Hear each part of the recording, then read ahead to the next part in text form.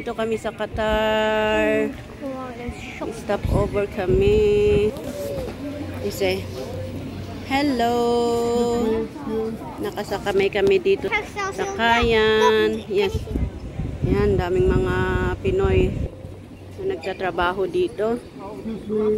Victoria's Secret. Wow.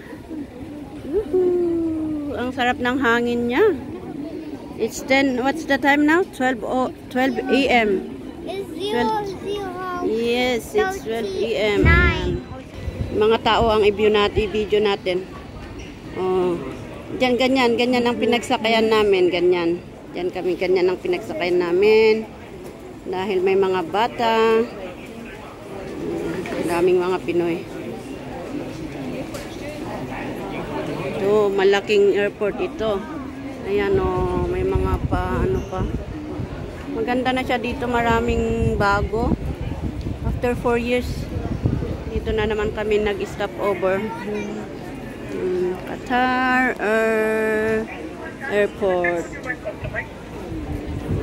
See, did you hear that? It's Tagalog. Speaking Tagalog. Yan sila, ang mga kababayan natin.